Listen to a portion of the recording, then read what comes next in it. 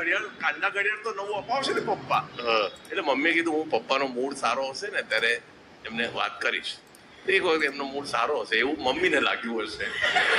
એટલે મમ્મીએ કીધું કે એ અમે ઘરે હિન્દીમાં વાત કરીએ છીએ तो ये अनुराग को घड़ी दिला दो, अनुराग घड़ी मांग रहा था, एसएससी है उसका.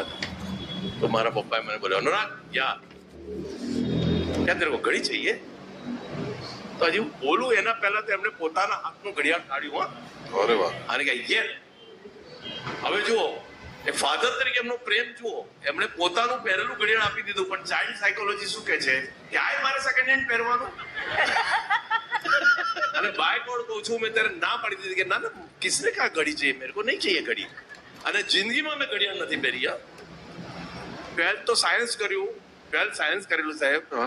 કેમિસ્ટ્રી ના લોકો અમે ઘણા નથી પહેરતા, પણ મેં નાનપણથી નથી પહેરી.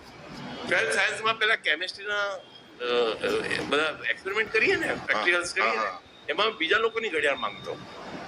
પેલા લોકો કહેતા બી કે યાર તું હું ઘડિયાળ કેમ નથી પહેરતો. અમારાથી ટાઈમ પૂછ્યા કરે છે. અમારા 60 જણાનો ક્લાસ હતો. હું એમને કહેતો કે મને ટાઈમ બતાવવા માટે 60 જણા ઘડિયાળ પહેરીને ફરે છે, મારે શું કરવા પહેરવાની જરૂર. અને બાય ગોડ તમે નહીં માનો, એટલે હવે આ કોમેડીનું સેશન છે, આપ કેવું કે ના કેવું, પણ મેં મારો પહેલો પગાર થયો ને ત્યારે મેં 10-12 ખાંડા ઘડિયાળ ખરીદી. અને મારા ભાઈને, બેનને, મમ્મીને, પપ્પાને બધા કે પહેલા સાલા ભાઈ તમે એ ટાઈમે આપણા ટાઈમ આયગા કર્યું.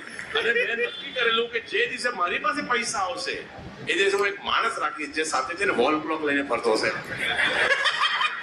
આપણે ગમે ત્યારે ટાઈમ જોયું તો આમ જોવાનું આમ. આ બાય ગોડ કહું છું. એટલે હું સેકન્ડ હેન્ડ નો જ માલ છું ટૂંકમાં. તમે આજે યાદ કર્યો તો